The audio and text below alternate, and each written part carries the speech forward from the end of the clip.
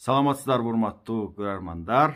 Кайрадан Манас баяны көрсөтүүсү токтогон жерден улай берейин. Сиздер болсо кунт коюп угуп коюңуздар. Эгер көңүлүңүздөргө туура келсе, дайым эле кайталап айтып жүрөм. Бөлүшүп коюуну да унутпаңыздар. Сиздер бөлүшсөңүздөр, көпчүлүккө бул көрсөтүү тарап, айрыкча жаштарыбызга, балдарыбызга Манас жөнүндөгү ушул биздин баяныбыз жетип калса, алардын жан дүйнөсүнө шыпа болот, пайда болот деген ой. Ошондуктан зерикпей бул көрсөтүүнү бөлүшүп коюңуздар, туугандар.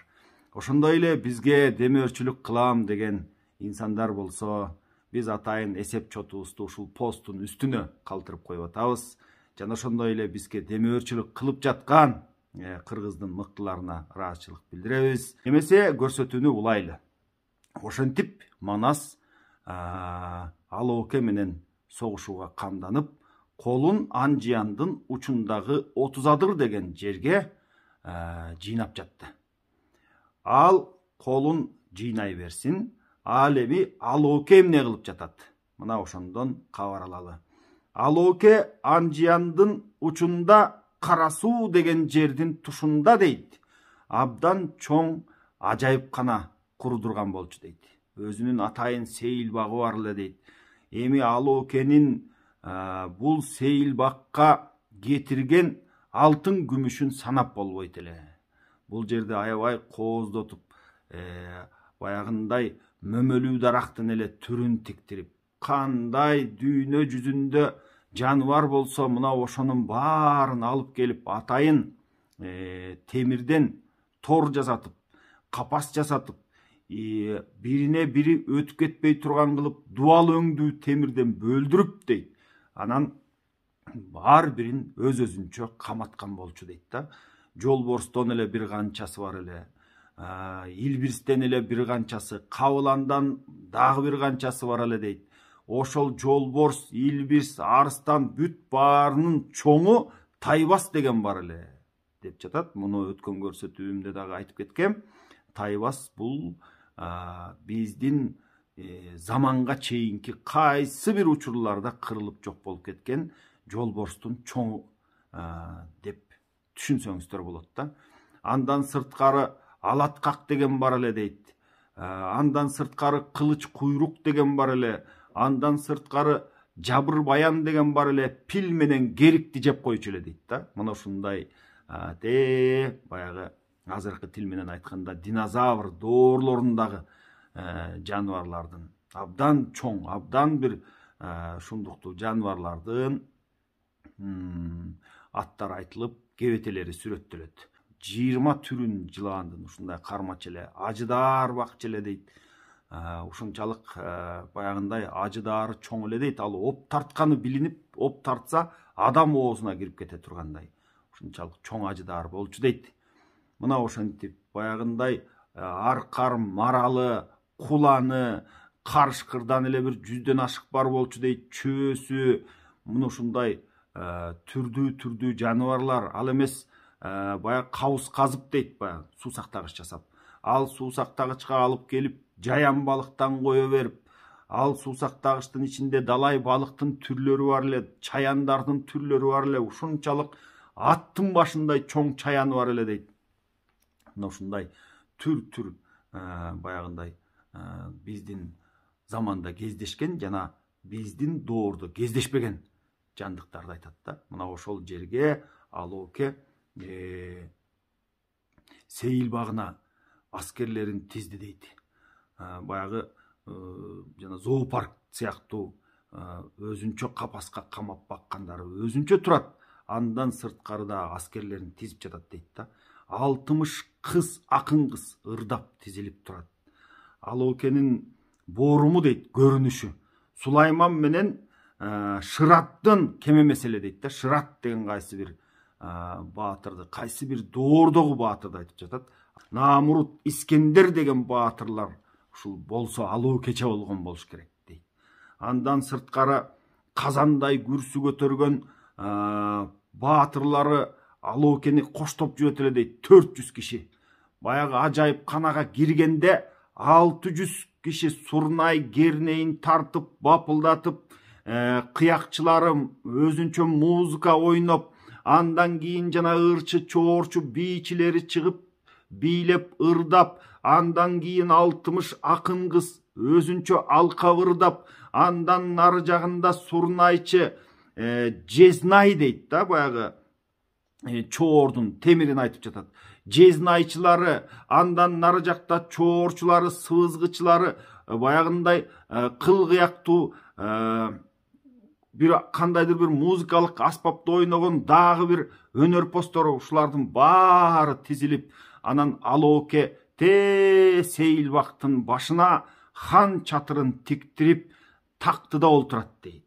Жанында Алоокенин өкмөтүндө баягы кызмат кылган 400дөй вазири тизилди дейт да. Көрсө мынтип тизип алып Манасты күтүп жаткан экен. Анткени Манас 30 адырга 400 миңдей көк темир кийинген. Эми Манастын колу бир башка. Булар темир иштеткени билинип турат да. Анткени көк темир кийип, көзү гана көрүнөт дейт соотунан. Үстүндө тулга, андан кийин атына чейин керек болсо чымчыктын көзүндөй кылып бири-бирине аштап жазалган, чынжырлап токулган чарайына чопкутту атына чейин жаап, атынын туягынан өйдө бүт темир менен баягындай тордолгон болчу дейт да. Мына ошентип 400 миңдей аскерди жийип коюп, анан Алоокенин колун көздөй 84 жигити менен жөнөдү. Алоокенин 500 миң колу Анжиянда Манас менен согушабыз деп даярдык көрүп жатат эле. Бая 84 жигити менен барганда Алоокенин колу аңырайып эле тиктеп калды дейт. Булар кантип биз ушулар менен согушмак элек деп нес болуп, эмне кылар ишин билбей жол ачып бөлүнө беришти дейт. Мына ошентип 500 миң колду аралап өтүп, Манас 84 жигити менен, артында болсо 30 адырда 400 миң колу тизилип турат. Мына ошентип анан Алоокенин ажайыпканасына кирип барды. Эми Манас кирип барганда кантип келер экен? Бул жакта жырткычтардын баары турат. Андан дагы баягындай көрүнүшү өгүздөй болгон даңгыттарын, даңгыт деген бул иттерин жана ажайыпкананын ичине кое берген 12 миң аттуучан аскерин тизген. Анын ары жагында Айбалтачаны дагы бар. Аскерлердин баарын тизип жатат. Эми бул көрүнүштү азыркы эле баягы ушунчалык чоң үлкөн мамлекеттин президенттеринин жолугушуусундай эле окуганда ушундай эле түшүндүм да. Анан Айбалтачысынын нары жагында жаачылары, андан нары жагында дейт ордодо баккан атайын. Ушунчалык күчтүү, баягындай жанына киши бара алгыс, жанында турса чыдап тура алгыс, атайын колуна кишен салып, бутуна кишен салып кармап турган 90 балбаны бар болчу дейт да. Күчү тим эле бууранын күчүндөй. Мына ушундай 90 балбанын тизип, анын нары жагында тегил төрүнө 6000 киши баткыдай төөсү жаркылдаган чатырды тигип, анын ортосунда Алооке тактысында олтуруп, эки жагында вазирлери 400гө жакын кишилери ары бери чуркап, Алоокеден буйрук алып, кайра чуркап кетип, муну ушинтип турду дейт. Манас эми кантип келе жатат Алоокеге. Алооке 46 жыл хандык кылыптыр ушул Анжиянда. Анан Манастын келе жатканын алыстан байкап сынап турду дейт да. Мен аны сиздерге Манас атабыздын баягы бүткүл турпатын китептен окуп берейин. Ааламдан артык сези бар. Сези деген сүрүдө. Алооке түгүл ал жака, Нумород Жамшит келсе да ала турган кези бар. Карала байрак сырнайза карылыкка салгандай, ажыдар жылааны артынан сойлоп калгандай, көсөө куйрук көкбөрү, көкжал эрдин жөкөрү артынан ээрчип алгандай, асман жаккы айбаты алып кара куш арбайып, асмандан бутун салгандай, кара башыл ак буура, оң капталдан туптуура, калжаң уруп качырып, кабактан чыга калгандай, каршы алдында көрүндү карачар жолборсу, кайберен кырк жылтен, канкур элдин жолдошу, 40 çiltendin büröbü, acıdar bolup soyloşu, kavılan biri şer, kaşında var 84, biri minge tiyerer. Muna şunday 84 joldoşu menen bayağı acayip kananın içine girip geldi. Doğulbası düngürüp, Alooke'nin surnay gerneyleri tartılıp, narı jaktan ağıtı uygen ögüzдөй bolgon itteri үрüp, andan narı jaktagı bayağı alatkak jabır bayanları çuğuldap, mını şuntip tetigil jaktan tizilgen 60 kızı ırırdap, şunday bir şanga tolup Manasты тосуп aldı deydi. Oşondo Manas janagı jerde tizilip turgan 12.000 attuunu, andan nары jagındagı 90 bayagınday ögüzдөй bolgon balbandарды, andan nары jagında Aybal taçısın, anın nары jagındagı Жааkerin bardığın bir togotup koyboston, bir sürüдөp koyboston, Manas 84 jigiti menen girip bardı. Girip barganda 84'tün 20'sı astında mıltık gezip baratat deydi. Manasты uzatıp baratışat da. Astında betine mıltık gezip atı içidey bolup astında baratat. 20'sı artında найзасын sunup baratat. 20'sı kaptalında kılıçın götürüp, jalan kılıç karmap, oң kolun biyik götürüp baratat deydi. Çağ içidey bolup. 20'sı sağdağına oğun oktop, atı içidey bolup baratat deydi. Ortada bir kança kişisi Manastın atın jetelep, boş dep, jol boşotkula dep, ушинтип кыйкырып, баягы ажайып кананын ичинде Алоокени көздөй бет алып баратат. Мына ошондо Алооке Манасты карап, ушунчалык Манастын көрүнүшүнө көзүн салып турду. 46 жыл хан болуп, ошол жерди бийлеп турган, ошол жерди башкарып турган оңойбу? Бул деген кексе баарын билип санап, өзүнүн акыбалынын канча экенин, Манастын акыбалынын канча экенин, ушунун баарын байкап турду дейт. Анын үстүнө Манастын баягы колдоочулары бир жагынан арстан болуп көрүнүп, бир жагынан атан төбү болуп көрүнүп, бир жагынан үстүнөн алып кара куш болуп көрүнүп, астынан жолборс чамынып, муну ушинтип Манастын бир түрү бузук дейт. Муну ушундай Манастын бир сүрү кызык дейт да. Эми ошону минтип сүрөттөп жатат. Кирпиги жалың көзү чок, кишиде мындай сонун жок, айткан кеби аткан ок, адамда мындай борум жок. Айбат менен караса, Азырейил түсү бар, кирпигине караса, албарстын учу бар. Албарс деген баягы болот кылычтын учу бар дейт да, кирпигинин учу.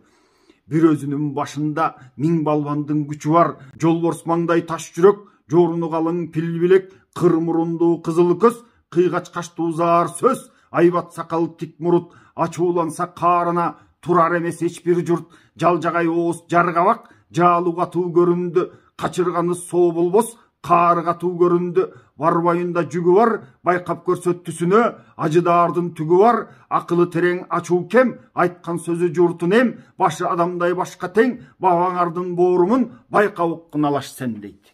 Мына мындай атабыздын бооруму ушундай болчу, байкап көзүңөргө элестетип, жакшылап кунт коюп уккула алаштын балдары дейт бизге. Манас жатабыз ушинтип, мына саат калтырып айтып жатат. Мына ошентип Манас Алоокенин жанына барып калды. Манас жеткиче Алооке Манастын борумун көрүп, 46 жыл хандык кылган Алооке оңойбу? Ал Манастын баскан түрүн көрүп, анын Алоокенин аярлыгы да бар эле дейт. Манастын артындагы колдоочуларын көрүп, Манастын ошол учурдагы абалын көрүп туруп, жанынан түңүлүп кетти дейт. Эй, нааманды таштап кете турган кез келген турбайбы? Деп сүрүнө чыдай албай, тактыда отурган Алооке тактысынан түшө калып Манасты тосуп төргө өткөрдү дейт. Анан Манасты төргө өткөргөндөн кийин башка иштин баарын айтпастан баягы кыйды Алооке, биздин мүмкүн ажайып канабызды көрсөтөрбүз сизге дебейди дейт да. Анткени бул Манасты жанагы жолборсторго, арстандарга, тетигил жактагы алаткак жанагы жырткычтарыма салып ийсем мүмкүн бирөө жарымы жеп койсо, анан калган кыргыздын эсебин таппай не болдум деп жатат да. Анда баягы эрдиң бар эсиң жок деп коет. Манас болуптур, көрсө көрүп чыгалы деп. Андан кийин Алооке кишилерин коштоп алып Манаска баягы темир тордун ичиндеги жырткычтарын көрсөтүп баштады. Биринчи жолборсторун алып киргенде жолборстору демейде дейт. Баягы жолборсу адам өтүп баратса темир торго келип катуу тийип, темир тордун баягы темиринен бирөөнү кажып алып туруп анан кайтып кетчү эле дейт да. Ал эми анча мынча адам болсо жөн эле жеп коймок. Баягы эшигин ачканда жолборстору күчүктөй болуп ийилип жатып калды. Калганы качып калды. Мына ушундай окуяны көрүп Алооке айран калды. Андан нары жагындагы жана кылыч куйрук алаткактардын баарысына барды. Акылынын жоктугунан эле Манаска Мамонт чап салды дейт. Мамонттун кыргызчасы түкөйү экен. Эми биз Мамонтту билебиз да. Баягы Мамонт жүндөрү сапсайган, өзү пилге окшогон абдан чоң жаныбар болгон эмеспи? Биздин замандын кайсы бир учурларында жок болуп кеткен да. Андан эгер пил болгондо пилде түк жок болмок. А бул жерде кыргызчасы түкөйү дейт. Демек түктүү, жүндүү деген сөздү айтып атат. Мамонттун ушундай түгү сапсайган экенин Манас эпосунда баяндап жатат. Аны Манасты эгер жарымы төгүн, жарымы чын дейин десең, Мамонттун биз сүрөттөрүн көргөнбүз. Чынында эле Мамонт аябай түктүү, аябай жүндүү жаныбар.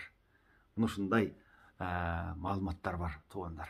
Мына ошол Мамонт Манаска чап салганда, Манас көтөрүп, тебетейдей кылып эки айландырып анан жерге чапты дейт. Мамонт өлдү ошентип дейт. Мамонттун антип өлгөнүн көргөндөн кийин башка жанагы каршкырлары тим эле күчүк болуп, арстандары мышык болуп, мына ушинтип эч кимиси тие албай калды дейт. Андан нары узатып олтуруп, жана Жабыр баяны дегенге жеттик дейт. Жабыр баяны дагы Манаска тийбейт. Анан ошентип Ажыдаарга жетти дейт. Ажыдаары Манасты көргөндө ышкырып чыгып, ал да сойлогон бойдон ажайып кананын бир жагына житип жок болуп, тоошуп, кырашып кетти дейт. Айтмакчы, жанагы жылаан багып, Ажыдаар баккан калааны кыргызча жылаанды мар деп да коет эмеспи? Мына ошол мар кала, жылаандуу кала деп, анан кийинки аты Маргалаң аталып калды ошол жакта дейт. Мына ошентип Алооке баягы ажайып канасын Манаска көрсөтүп чыккандан кийин ал ойлогон да Манас бирөө жарымынан коркуп калабы, же болбосо Манасты бир ушул жолборсу, же арстаны, же кабыланы, же тайбасынын бирөөсү жеп салабы деп. Андай болбой Манастын ошол жердеги касиетин Алооке баш болуп көргөндөн кийин Алооке жандан түңүлдү дейт. Абдан айран калды дейт. Адамда мындай жан болбойт да, ай кокуй. Бул кандай жаралган адам? Деп анан өзүнчө минтип ой жоруп турат дейт. Менин нааманга кылган хандыгым бүткөн экен. Мен тетигил Кытайдагы Каспан шаар Туңшанга көчө турган, ошо жакты көрө турган күнүм жакын келген экен деп анан миң санаага түшүп, же мунун бүгүн ашына уу салып өлтүрүп салсамбы, анан өлбөй калса кандай кылам деп толгонуп атып анан Манастан сурады дейт. Бүгүн коносуздарбы деп. Десе Манас баягы кас душман, дос душман дегенде анча мынча бейлебеген адам эле дейт. Ооба, конобуз деп койду дейт да. Ошентип ал күнү ал жерде калды. Ал эми Алооке болсо өзүнүн хан сарайын көздөй барды. Мына ошол хан сарайына барып түмөн түйшүккө батып жатса, Алоокенин колунда бир Түкүрүк деген баатыр болот эле дейт. Мына ошол баатыр тыңсынып, акылдуусунуп Алоокеге кеңеш берип жатат да. Ой, ханым, бул өзү келди. 84 кишиси менен өзү келди. Тетигил жакта 500 000 колубуз турат. Биз Курчайлыдагы Манасты ушул жерде жайлап таштабайлыбы? Башын өзүм албаймынбы? Кандай дейсиз? Деп Алоокеге кеңеш берип жатат да. Мына ошондо Алооке минтип кеп айтты. Манасты Алооке абдан катуу сынап бүтүптүр да. Анан жанагы Түкүрүккө минтип айтып жатат. Кан Алооке кеп айтат, кандай жансың деп айтат. Туран эли угускан, угускандан тараган төгөрөктө канча жан. Бабасы келген Багдаттан. Эскертип коеюн, ушул Сагынбай Орозбаковдун вариантында кыргыздын, Алаштын түбү Багдаттан көчүп келген деп айтылат экен. Эми муну биздин тарыхчыларыбыз изилдесе, менимче Багдаттан кыргыздын изи табылып калар мүмкүн. Эми андан ары улайын.